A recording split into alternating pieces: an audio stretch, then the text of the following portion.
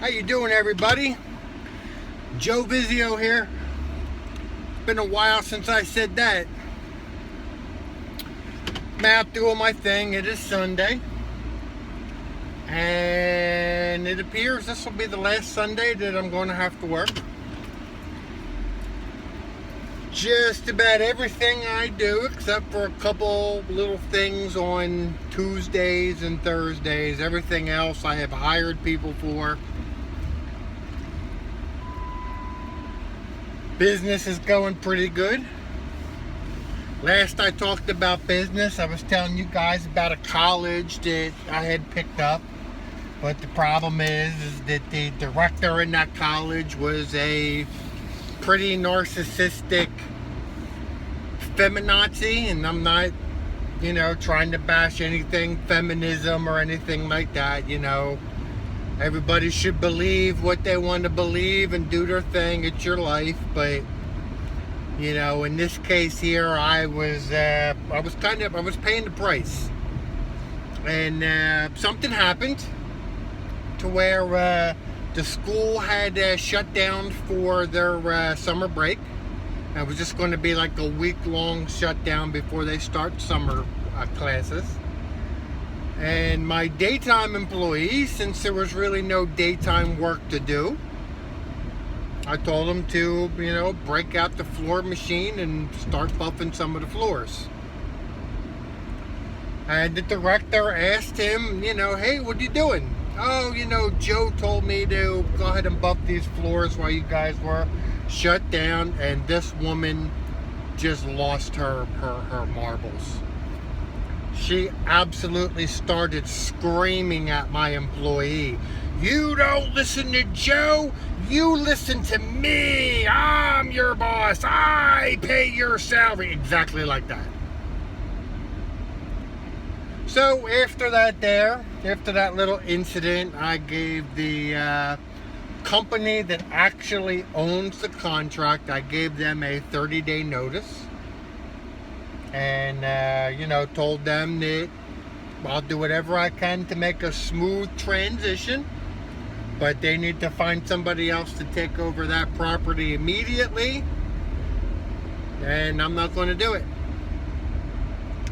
So that job has since transferred over to another person who is absolutely catching hell over there. But the front person is a female, so the director is a little more willing to, work with her and let her do what she has to do. The drawback on that is that this subcontractor here, she is doing things that she's definitely not getting paid for. The director of this college is fully taking advantage of her, and the subcontractor is new at the game.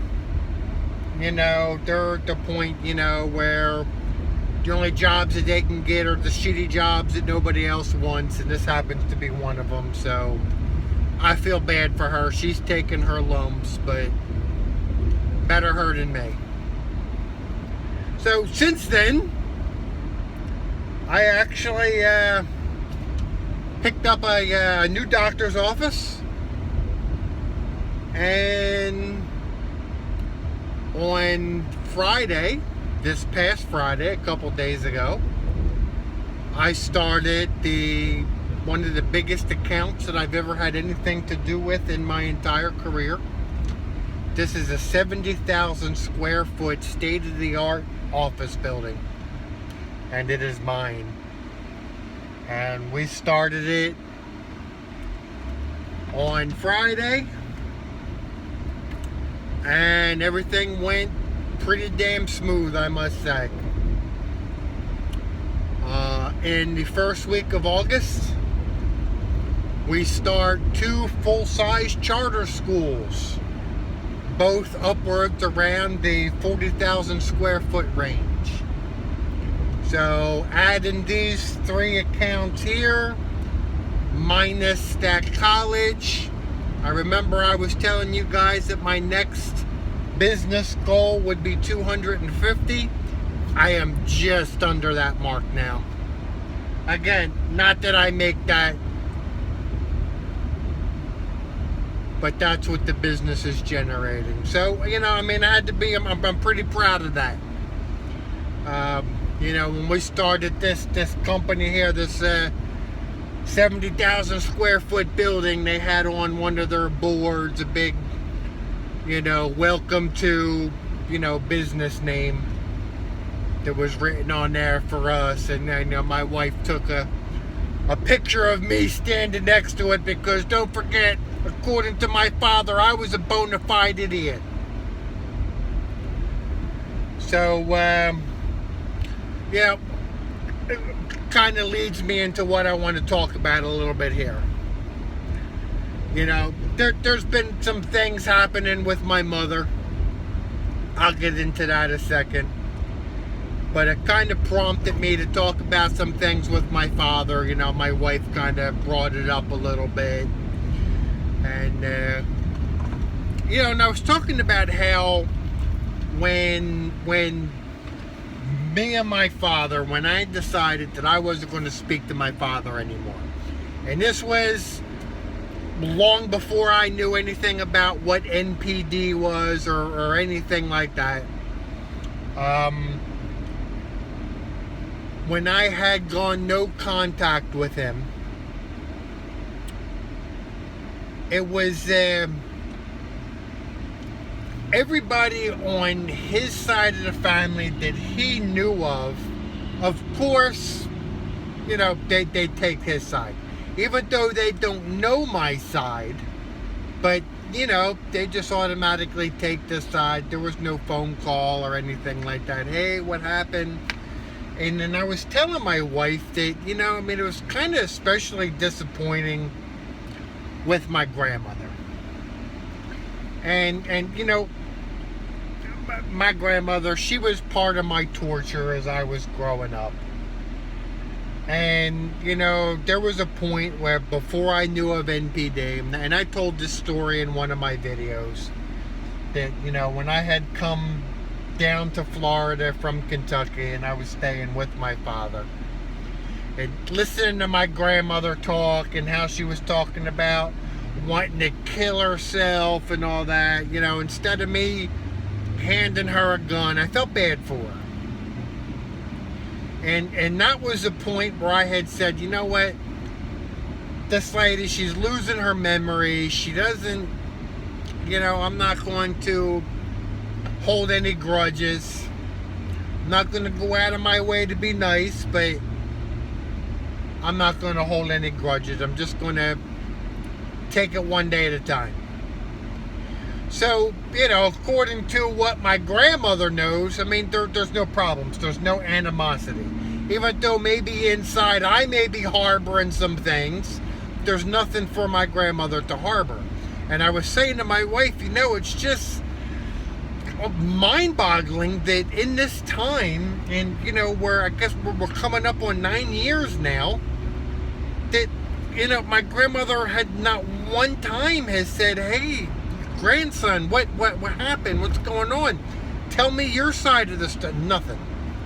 Absolutely nothing. None of them people did. Which just shows that how that narcissist, they poison everybody. They just poison their minds. Oh, he did this and he did that and he just...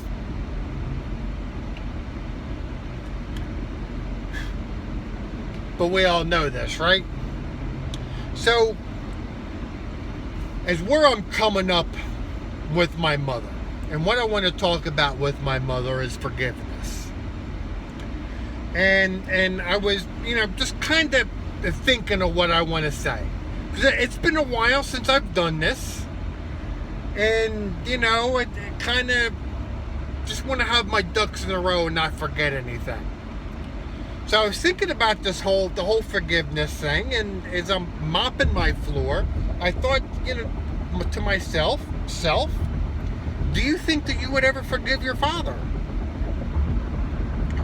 And, I thought about it a little bit, and although I always preach about forgiveness, And you shouldn't forgive anybody until you're ready. It shouldn't be based on what anybody else says. Oh, you should forgive them because God says it's soul cleansing. And I'm sorry, I'm not a God basher or anything like that. I just don't believe that.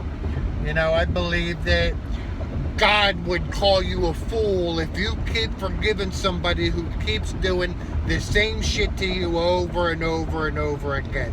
Eventually, God's going to tell you, you know what? You need to walk away from this son of a bitch. But would I forgive my father? I think by my nature, I would. I would forgive my father. I would forgive my father if my father could come to me and apologize to me. If my father could come to me and say, you know what? I may not agree with everything, but yeah, there's a lot of things that I can look back on and I can see that, yeah, I can see why you feel the way you feel. I can see that I treated you like an idiot. I think I would. I think I would give him that benefit of the doubt that he recognized what he did and that he was going to make sure that that didn't happen again. Of course, who wouldn't? Which one of us wouldn't? And I understand that there's some really, really extreme cases out there. You make your own judgment, but I also know that that is never going to happen. That my father is never going to admit what he did. My father doesn't even think that he's done anything wrong. So this bridge would never cross.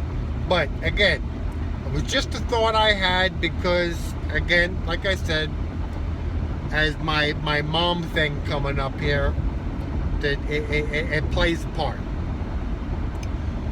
When I was a kid, I was absolutely fascinated with trains. I wanted an electric toy train set more than anything. One of the men that I knew as a grandfather had a huge layout of a train set, and I was fascinated with it. I asked Santa Claus for years to have a train set, and I never got one. And I'm not crying abuse about that.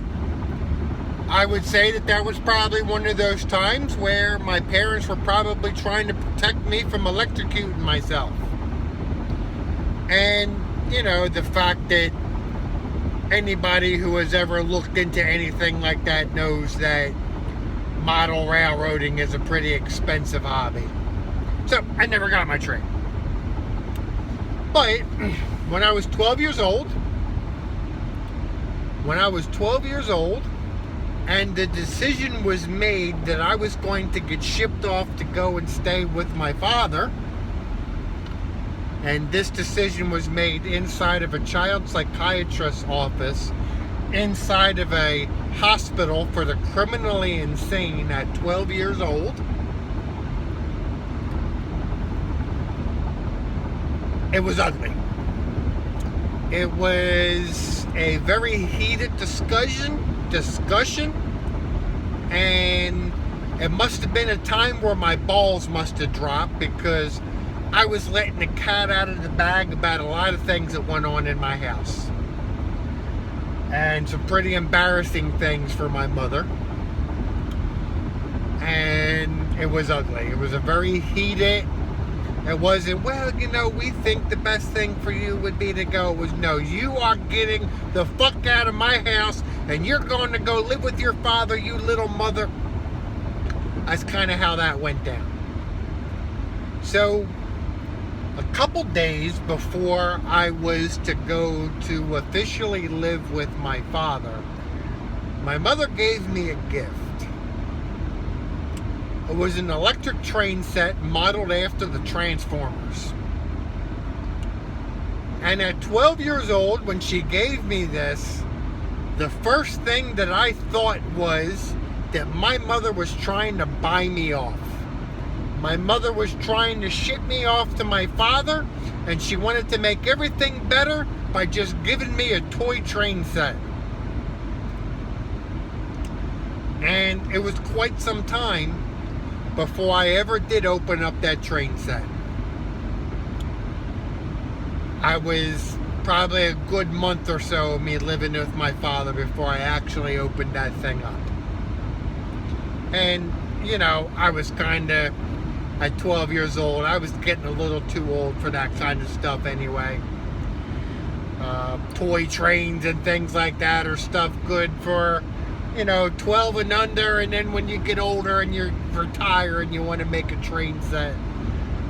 But, at 12 years old, I was starting to get into girls and more heavily into sports and hanging out and music.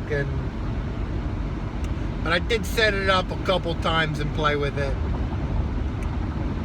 But my mother tried to buy me off with a train set. So I've been wanting to say that story for a while now. So here I am, fast forward, and my mother's not doing very well at all. Even since the last time that I've made a video, where I had left off is that we had to pretty much forcibly send my mother back to the hospital via 911. She's had to have a pacemaker installed. They did do some research into why she passed out, and she had to have a pacemaker installed. She spent about a month in a rehab facility, and now she's back at my house. She still has a boot on her ankle from where her ankle was broken. It should have been taken off, but as she is a diabetic, they wanted to leave it on just as a precaution. She's wheelchair bound. I've removed doors from hinges so that she can get her wheelchair in and out of rooms.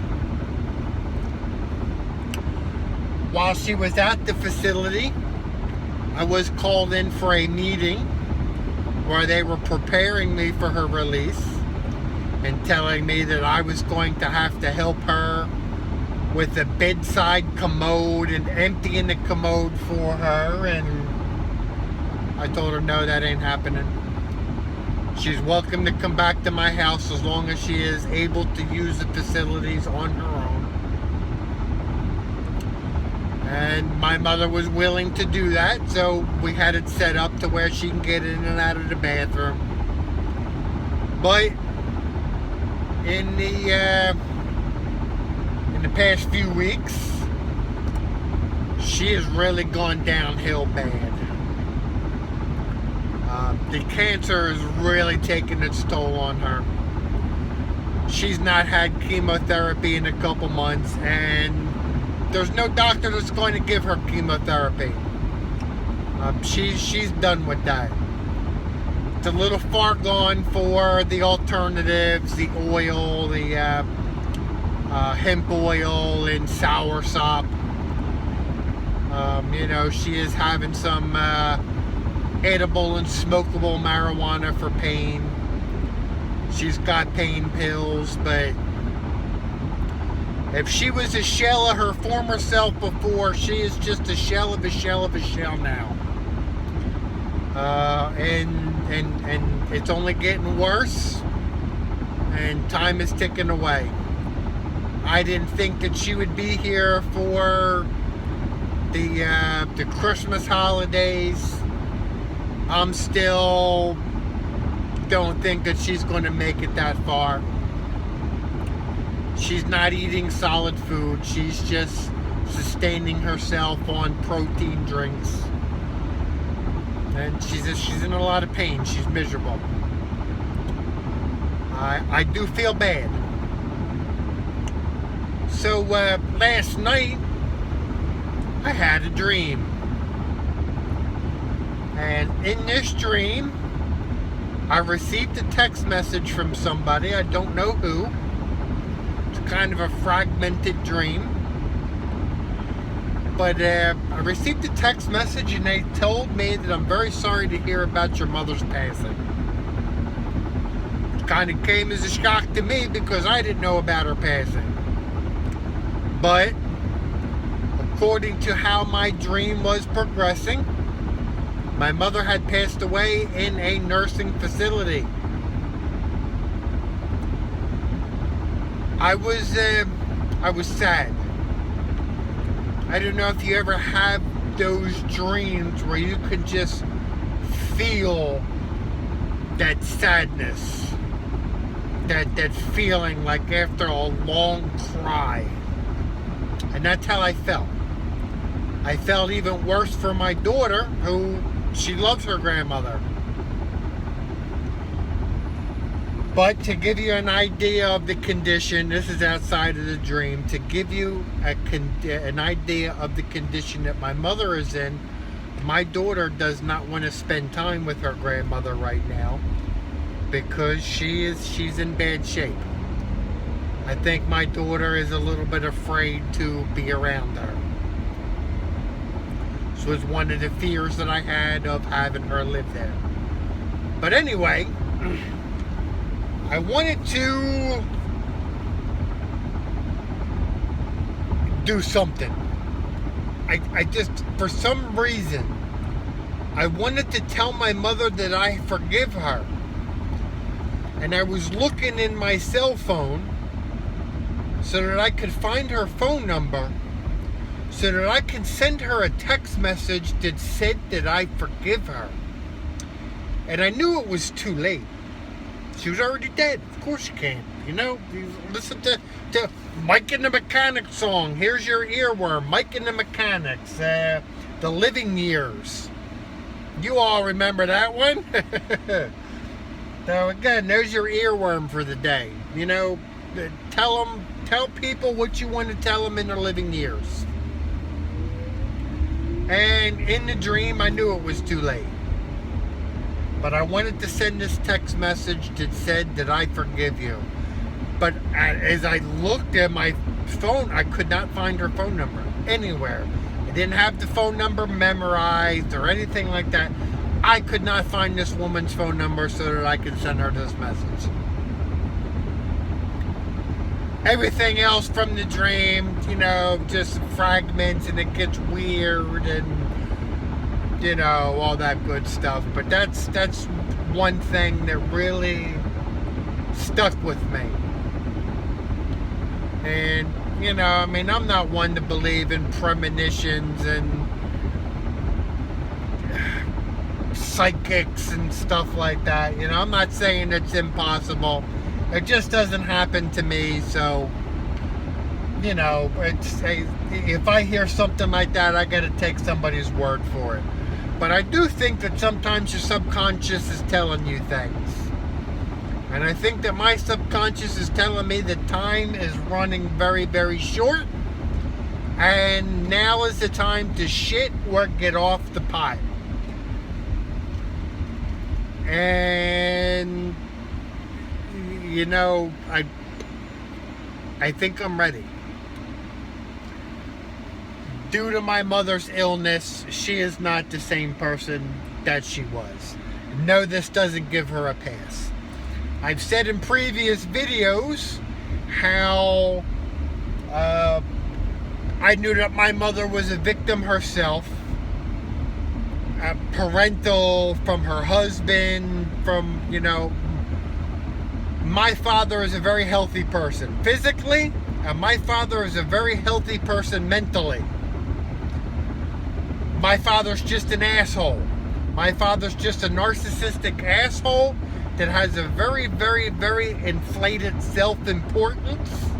And I've gone over this before. You guys have heard me say this, but my father is not crazy. My mother's a little bit crazy, and she always has been. No, this does not give her a pass. But for some reason, from deep in my soul, some of the scars still have some healing to do. But it might be time to let her off of the hook. Things are still going to get ugly. Things are going to get messy. It's inevitable. But as you've heard my spiel about the whole forgiveness thing before. You know, forgive those that choose to stop the shitty behavior that they needed forgiveness for. And if the person can't agree that their behavior was shitty, then you're never going to get anywhere. So there's no use in forgiving them. Just part ways. It's just as soul cleansing as forgiveness is. Only you can make that determination of when it's time and if it is ever time. And I don't judge you for it, because I'm getting ready to walk across that bridge right now. So that's kind of where I'm sitting right now, you know.